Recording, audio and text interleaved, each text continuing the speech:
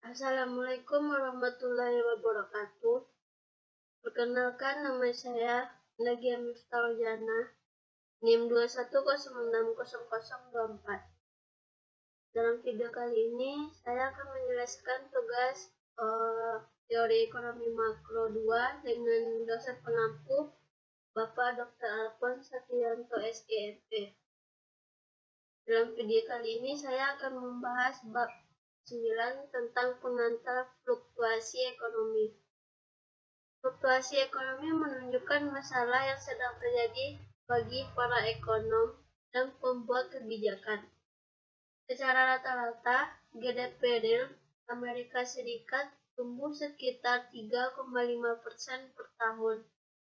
Tapi rata-rata jangka panjang ini menyembunyikan fakta bahwa output barang dan jasa dalam perekonomian tidak tumbuh dengan stabil. Pertumbuhan lebih tinggi di beberapa tahun. Terkadang perekonomian memburuk dan pertumbuhan menjadi negatif. Fluktuasi dalam output perekonomian terkait erat dengan fluktuasi tingkat kerja. Resesi terakhir terjadi pada tahun 2002 pada kuartal pertama dan ketiga di tahun tersebut. GDP turun dari kuartal sebelumnya, mengindikasikannya adanya penurunan pada produksi output barang dan jasa dalam perekonomian. Fakta tentang siklus bisnis. GDP dan komponennya. Produk domestik bruto atau GDP mengukur pendapatan dan pengeluaran total pada perekonomian karena GDP adalah ukuran paling luas untuk keseluruhan kondisi perekonomian. GDP merupakan tempat alarmnya untuk memulai analisis tentang siklus bisnis. Resesi adalah sebuah periode di mana sekurang-kurangnya 2 kuartal berturut-turut terjadi penurunan pada GDP real. Namun demikian, aturan ini tidak selalu diterapkan. Contohnya, pada banyak data revisi terbaru, resesi selama tahun 2001 terjadi akibat 2 kuartal yang menunjukkan pertumbuhan negatif. Meskipun tidak berurutan faktanya, kurva waktu tersebut dan menggunakan penilaiannya sendiri dalam menentukan kapan resesi dimulai dan kapan resesi berakhir. Siklus bisnis tidak hanya terlihat pada data perhitungan pendapatan nasional, tapi juga pada data yang menggambarkan kondisi di pasar tenaga kerja.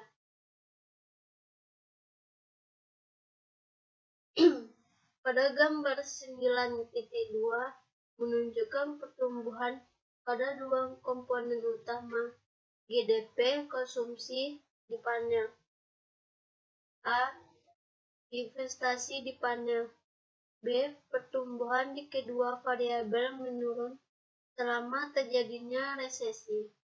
Namun demikian, perhatikan skala pada sumbu vertikal.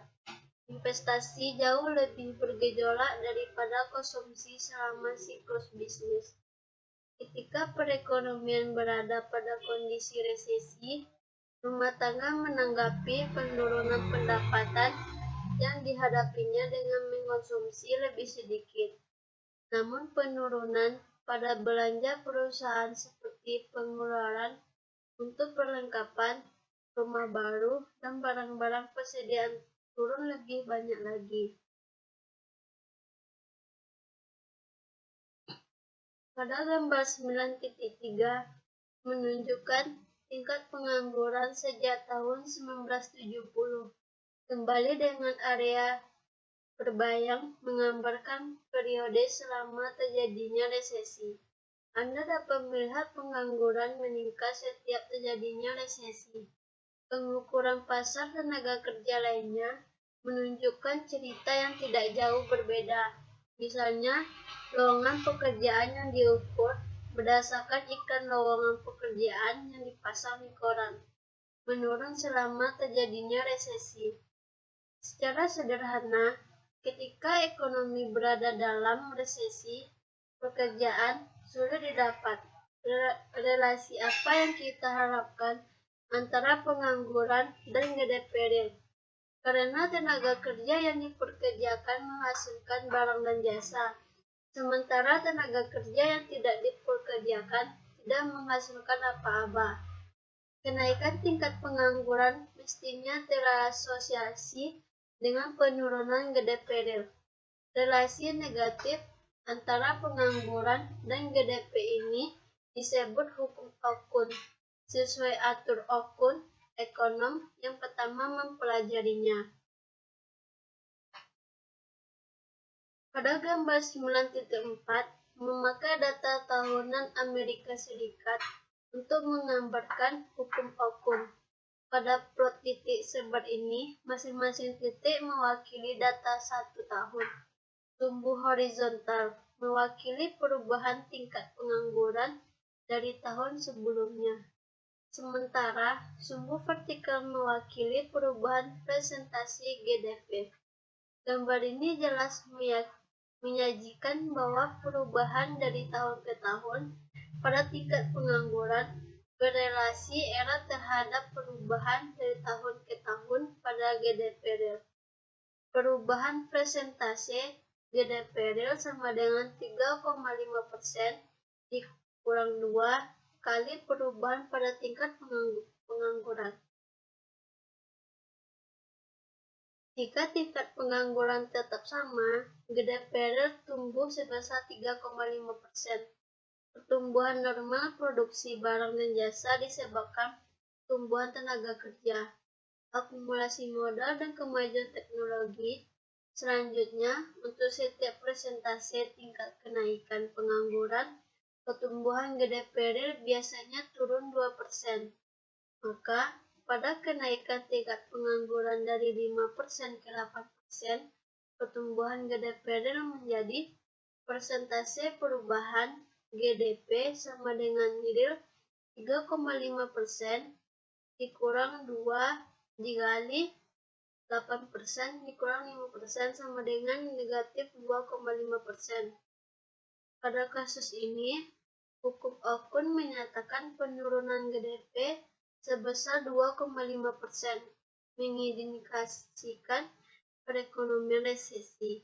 Hukum Okun merupakan pengingat bahwa faktor-faktor yang membentuk pertumbuhan ekonomi jangka panjang, jangka pendek hanya ditemukan oleh kemajuan teknologi, dan jangka panjang menuju pada standar hidup yang lebih tinggi dari satu generasi ke generasi berikutnya, tidak berkaitan dengan tren jangka panjang pada tingkat pengangguran. Indikator-indikator ekonomi utama. Banyak ekonom, terutama yang bekerja di perusahaan dan pemerintahan, memiliki tugas melakukan peramalan terhadap fluktuasi jangka pendek di perekonomian. Ekonom yang bekerja di pemerintahan melakukan peramalan untuk dua alasan. Pertama, lingkungan ekonomi mempengaruhi pemerintahan. Contohnya, kondisi ekonomi mempengaruhi beberapa banyak penerimaan pajak yang akan dikumpulkan pemerintah. Kedua, pemerintah dapat mempengaruhi perekonomian melalui kebijakan moneter dan fiskal yang dipilihnya. Setiap bulan, Dewan Konferensi atau Conference Board, lembaga swasta yang bergerak di bidang penelitian ekonomi, mengumumkan indeks dari indikator ekonomi utama atau indeks leading economic indicator. Indeks ini berisi 10 seri data yang biasanya digunakan untuk meramalkan perubahan aktivitas perekonomian untuk sekitar 6-10 bulan ke depan. Berikut daftar data tersebut. 1. Rata-rata minggu kerja produksi bagi pekerja di sektor manufaktur atau average work week of product, karena perusahaan biasanya menyesuaikan jumlah jam kerja dari pekerja yang ada sebelum mengontrak atau memecat pekerja. Rata-rata jam kerja mingguan adalah indikator utama dari perubahan pegawai. 2. Rata-rata klaim mingguan pada asuransi pengangguran. Jumlah penduduk yang mengajukan klaim baru pada sistem asuransi pengangguran adalah salah satu indikator tercepat yang dapat menjelaskan kondisi pasar tenaga kerja. 3. Pesanan barang-barang konsumsi dan material baru. Disesuaikan dengan inflasi, data ini merupakan ukuran paling jelas dari pemerintahan perusahaan. 4. Pesanan baru, barang-barang modal dan pertahanan. 4. Pesanan baru, barang-barang modal atau pertahanan. Data ini merupakan dengan data di atas tapi lebih buruk untuk barang-barang investasi daripada barang-barang konsumsi dan menjelaskan indikator yang sama. 5. Kinerja produsen. Data ini mengukur jumlah perusahaan yang menerima kiriman lebih lambat dari penjual. Kinerja produsen adalah indikator utama, karena lambatnya kiriman yang datang terjadi karena perusahaan mengalami peningkatan permintaan terhadap produk-produknya. 6. Pemberian izin untuk mendirikan bangunan-bangunan baru. Pembangunan gedung baru adalah bagian dari investasi komponen yang cukup bergejolak pada GDP. Peningkatan pemberian izin bangunan berarti bahwa pemilik bangunan merencanakan penambahan jumlah bangunan yang menandakan peningkatan pada perekonomian secara keseluruhan. Selanjutnya,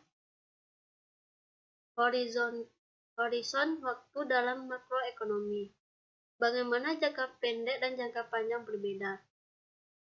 Sebagian besar ahli makroekonomi percaya bahwa perbedaan penting antara jangka pendek dan jangka panjang adalah perilaku harga. Dalam jangka panjang, harga bersifat fleksibel dan bisa menanggapi perubahan dalam penawaran atau permintaan. Dalam jangka pendek, banyak harga bersifat kaku pada tingkat yang ditentukan sebelumnya. Menurut model klasik, di mana hampir seluruh ekonom sepakat menjelaskan perekonomian dalam jangka panjang, jumlah uang beredar mempengaruhi variabel-variabel nominal, variabel-variabel yang diukur dalam nilai uang, tetapi tidak variabel-variabel real. Dalam jangka panjang, pengurangan 5% dalam jumlah uang beredar mengurangi seluruh harga, atau termasuk upah nominal, sebesar 5%, sedangkan seluruh variabel real tetap sama. Jadi, dalam jangka panjang, perubahan jumlah uang beredar tidak menyebabkan fluktuasi dalam output atau kesempatan kerja.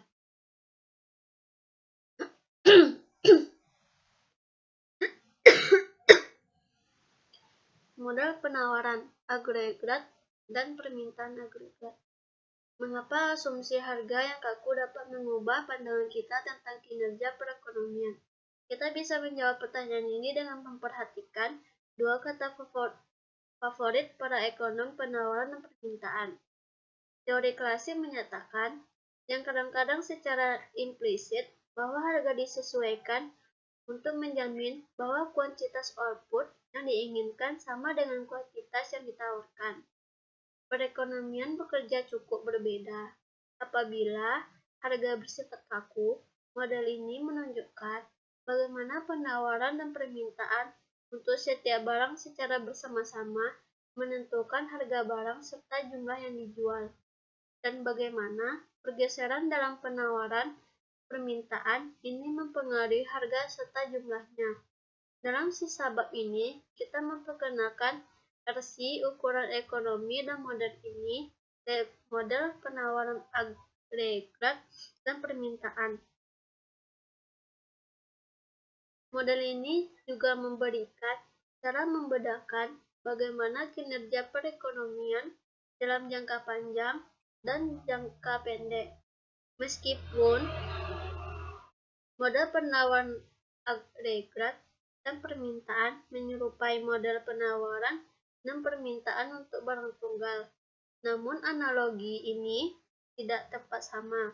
Model penawaran dan permintaan untuk barang tunggal hanya memperhatikan satu barang dalam perekonomian yang besar.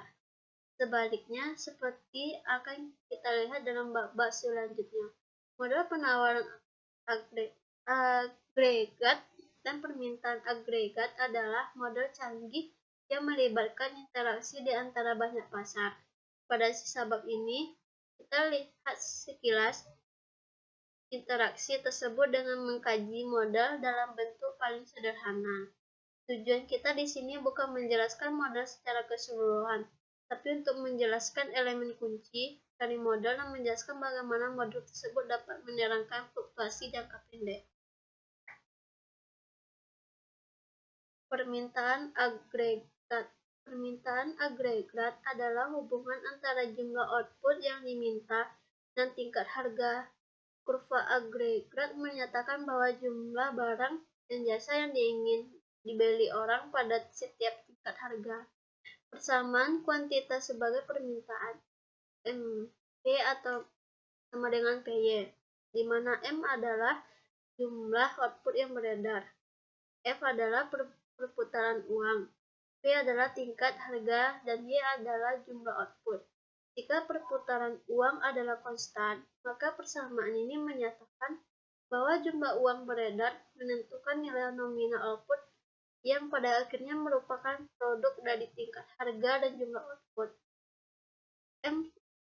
M per P sama dengan M per P sama dengan KY, di mana K sama dengan 1 per V adalah parameter yang menentukan berapa banyak uang yang orang ingin pegang untuk setiap dolar pendapatan.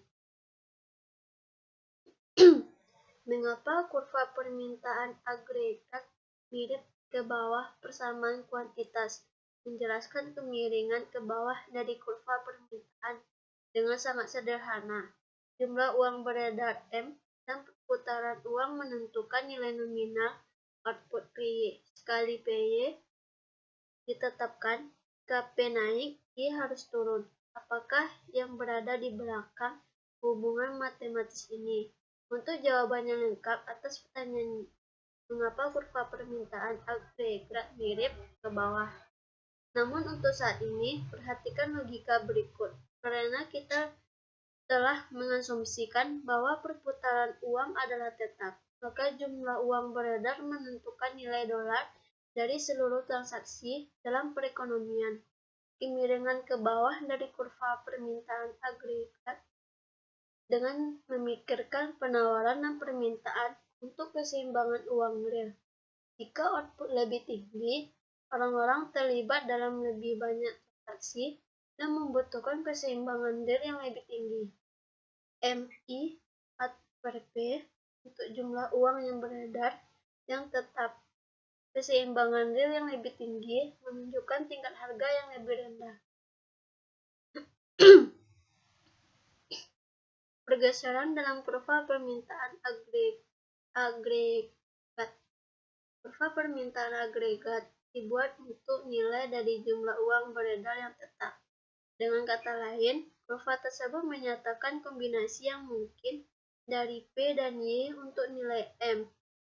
Tentu, jika Fed mengubah jumlah uang beredar, maka kombinasi yang mungkin dari P dan berubah, yang berarti kurva permintaan agregat bergeser sebagai. Contoh, perhatikanlah apa yang terjadi jika Fed mengurangi jumlah uang beredar. Persamaan kuantitas MP sama dengan PY menyatakan bahwa pengurangan jumlah uang beredar menyebabkan pengurangan proporsional dalam nilai nominal output PY. Untuk setiap tingkat harga, jumlah output adalah lebih rendah, dan untuk jumlah output beredar pun, tingkat harga adalah lebih rendah. Penawaran agregat. Pergeseran dalam kurva permintaan, perubahan jumlah uang beredar menggeser kurva permintaan agregat. Pada bagian A, penurunan jumlah uang beredar M mengurangi nilai nominal output Y untuk setiap tingkat harga tertentu P. Output Y lebih rendah.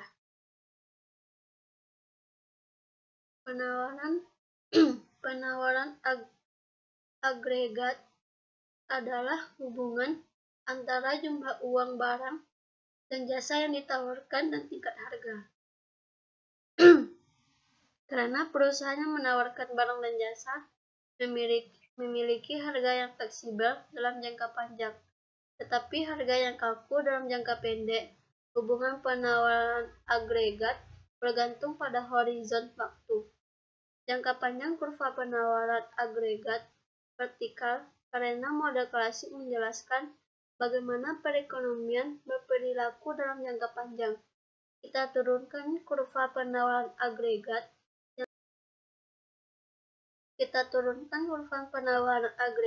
jangka panjang dari model klasik. Untuk menunjukkan hal ini, kita menulis Y sama dengan P dalam kurung K L sama dengan Y. Menurut model klasik, output tidak bergantung pada tingkat harga. Untuk menunjukkan bahwa output sama untuk semua tingkat harga, kita gambarkan kurva penawaran agregat vertikal. Jika kurva penawaran agregat adalah vertikal, maka perubahan dalam permintaan agregat mempengaruhi harga tetap, tidak output. Jangka pendek kurva penawaran agregat horizon model klasik dan kurva penawaran agregat vertikal hanya berlaku dalam jangka panjang. Dalam jangka pendek, sebagian harga bersifat kaku dan karena itu tidak menyesuaikan dengan perubahan permintaan. Karena kekakuan harga ini, kurva penawaran agregat jangka pendek tidak vertikal. Pada harga ini, perusahaan ingin menjual produk sebanyak yang ingin dibeli oleh konsumen, dan mereka mempekerjakan tenaga kerja yang cukup untuk memproduksi jumlah yang diminta. Pada gambar 9.8, perekonomian bergerak dari perpotongan penawaran agregat dan permintaan agregat sama, titik A ke perpotongan baru, titik B, pergeseran dalam permintaan agregat hanya mempengaruhi harga. Kurva penawaran agregat vertikal mempengaruhi dikotomi klasik karena menunjukkan bahwa tingkat output adalah independen terhadap jumlah uang yang beredar. Tingkat output jangka panjang ini, Y, disebut kesempatan kerja penuh atau full employment, atau tingkat output alamiah atau natural, yaitu pada tingkat output di mana sumber daya perekonomian dikaryakan sepenuhnya, atau yang lebih realistis, di mana pengangguran berada pada titik wajarnya. Pada gambar 9.9, dengan kurva penawaran agregat horizontal, equilibrium jangka pendek dari perekonomian adalah perpotongan kurva permintaan agregat dan kurva penawaran agregat jangka pendek horizontal. Dalam hal ini, perubahan permintaan agregat mempengaruhi tingkat output. Misalnya jika Fed tiba-tiba mengurangi. Pada gambar 9.10, perekonomian bergeser dari perpotongan permintaan agregat dan penawaran titik A ke perpotongan baru.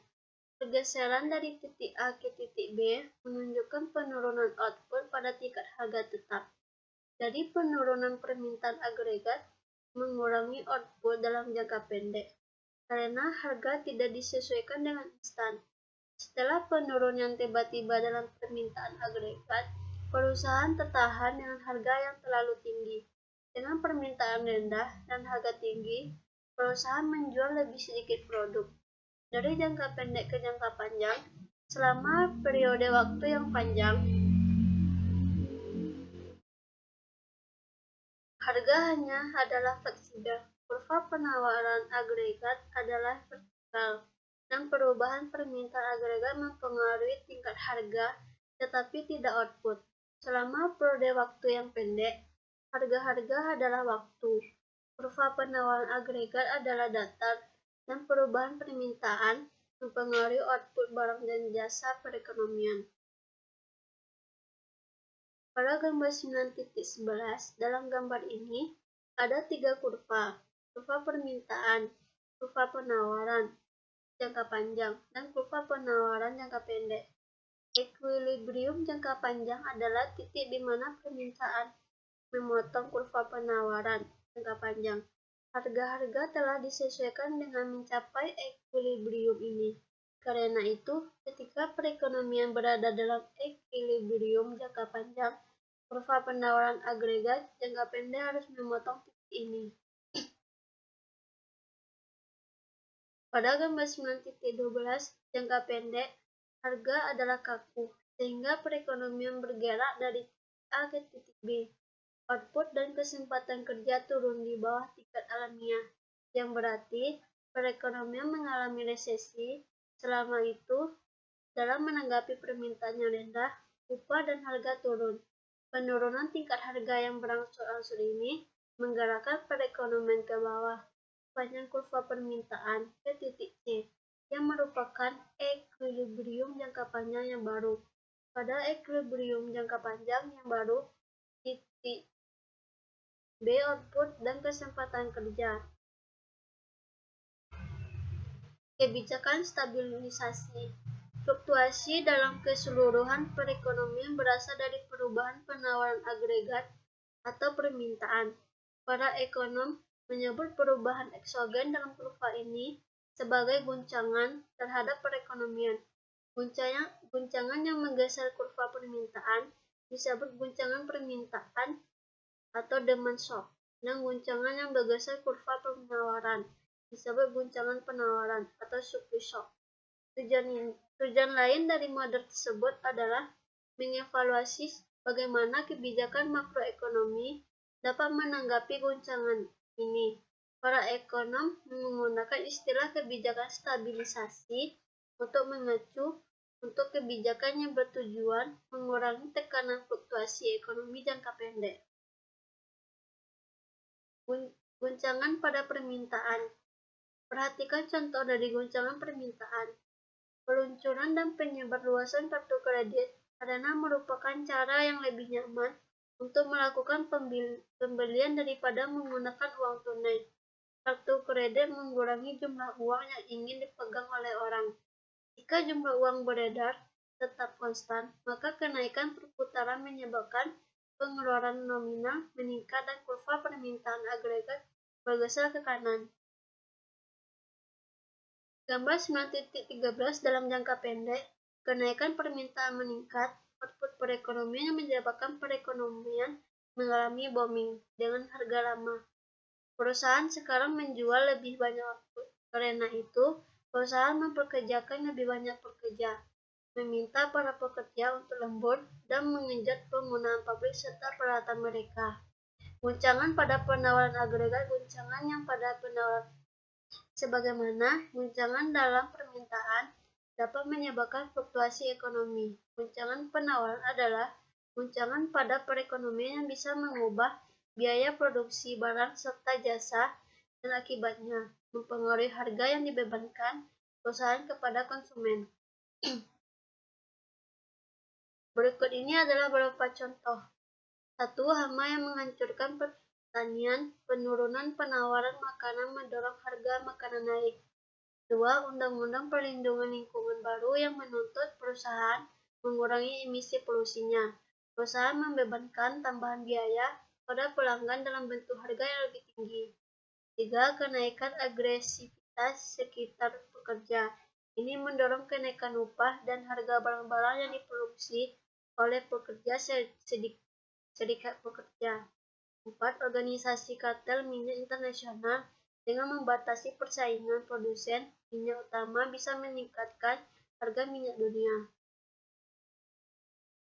Gambar 9.14 menunjukkan bagaimana guncangan penawaran yang memperburuk mempengaruhi perekonomian. Kurva penawaran jangka pendek bergerak ke atas. Guncangan penawaran juga bisa mengurangi tingkat output alami dan menggeser kurva penawaran jangka panjang ke kiri. Tetapi di sini kita abaikan dampak itu. Jika permintaan tetap konstan, perekonomian bergerak pada titik A ke titik B. Tingkat harga naik dan jumlah output turun di bawah tingkat alamiah. Pengalaman seperti ini disebut stagflasi karena mengkombinasikan stagnasi atau penurunan output dengan inflasi atau kenaikan harga. Pada gambar 9.15 adalah memperluas permintaan agregat untuk membawa perekonomian ke arah tingkat alami secara lebih cepat. Jika kenaikan permintaan bersama dengan guncangan penawaran, perekonomian akan segera bergerak dari titik A ke titik C. Hanya itu yang dapat saya sampaikan dalam video kali ini. Apabila ada kesalahan atau kekurangan, saya mohon maaf. Saya akhiri.